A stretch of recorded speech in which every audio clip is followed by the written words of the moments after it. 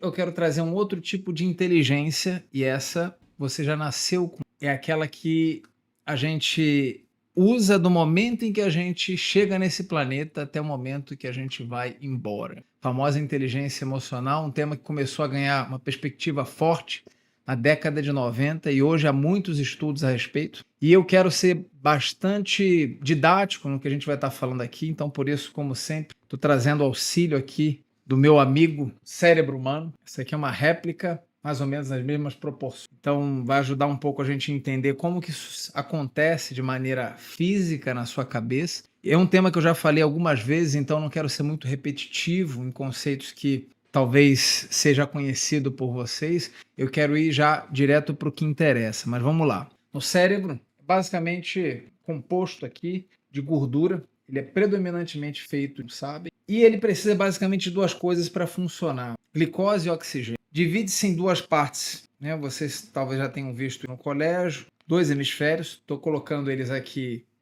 divididos só para vocês entenderem que fisicamente, apesar de funcionalmente serem diferentes, mas fisicamente eles são muito semelhantes. Eu vou pegar apenas uma das laterais para poder apresentar o que eu estou querendo passar e o que as emoções têm a ver com isso. Vamos dar uma olhada nesse perfil do nosso cérebro. Para quem já acompanha nossos encontros, sabe que ele eventualmente está aqui fazendo a participação especial. Quando eu olho para ele em termos de papel no nosso dia a dia, eu posso dividir em três partes aqui, tá? Eu não quero ser também científico, nem usar termos técnicos. Eu quero simplesmente dar o que precisa para vocês entenderem, tá? Vamos lá. Quais são essas três partes? Primeiro, antes de falar das três, eu vou descartar essa parte pequena. Isso daqui, esse núcleo chama-se cerebelo e ele basicamente reúne funções voltadas para sua coordenação motora e reflexo. É como se fosse um repositório rápido das coisas que você faz com muita frequência no dia a dia, te dá agilidade, tá? Então eu vou descartar ele porque ele não vai ter importância para a gente aqui.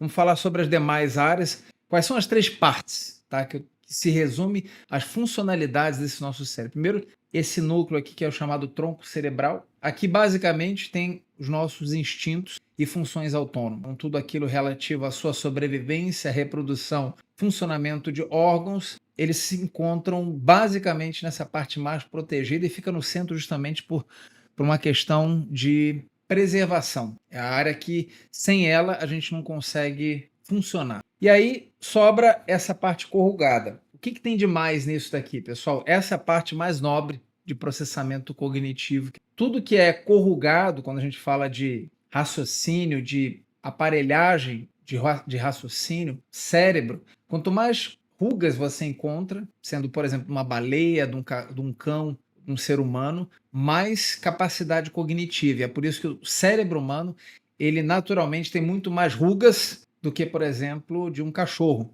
E não é o tamanho que vai fazer o raciocínio, por exemplo, dele se expandir. Senão, a baleia, por exemplo, a baleia, uma jubarte, teria uma capacidade de raciocínio absurda, já que o cérebro chega a pesar um ser humano inteiro, um adulto. Então, não é por conta de peso, e sim da quantidade de rugas. Mas o que isso tudo tem a ver? Bom, aqui é onde é processado todas as partes mais complexas da nossa vida. Tanto raciocínio, criatividade, lógica, relacionamento. E as três partes essa que eu comentei, que tem a ver com os instintos, essa parte que a gente chama de cérebro reptiliano, uma terminologia conhecida, tá? Os instintos e as funções autônomas, e as outras duas ficam juntas, meio que interconectadas. A gente não consegue ver visualmente, mas nessa área bem próxima aqui do centro, pessoal, periférica, é onde a gente concentra as nossas emoções, é o sistema límbico.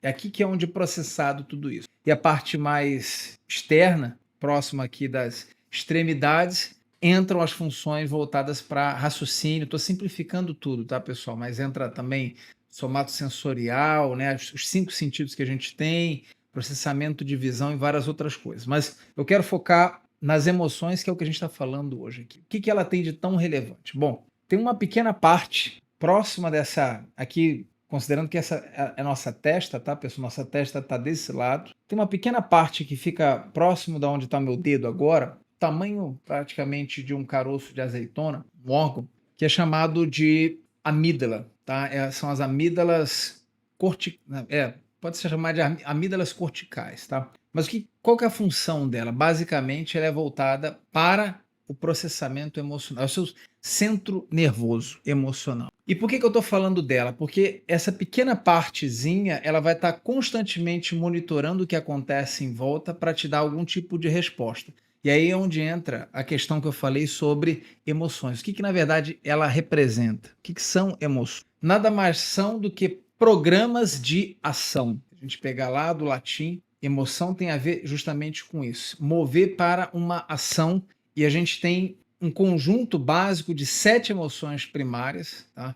Ou seja, nosso corpo já chega de fábrica preparado para desenvolver essas 7 emoções que vão permitir que a gente reaja de acordo com o ambiente, de acordo com o pensamento, promovendo simplesmente aquelas duas coisas que eu comentei no início, que é a sua reprodução e a sobrevivência. Quando eu falo sobrevivência ou bem-estar, tá? Mas esse é o papel da gente sentir qualquer coisa. Se você está triste, chateado, está feliz, está empolgado, está com medo, nada disso ocorre para te prejudicar. Nada disso ocorre para talvez te ajudar. Ele simplesmente está promovendo alguma resposta que vai visar a sua reprodução ou a sua sobrevivência. Ponto. Simples assim. E para cada resposta dessa existe uma escala, chama de uma escala de valência. Quanto mais forte, por exemplo, aquela situação que estiver acontecendo, ela provocar uma mudança no cenário, uma ameaça, por exemplo, mais intenso você vai registrar aquela emoção na cabeça.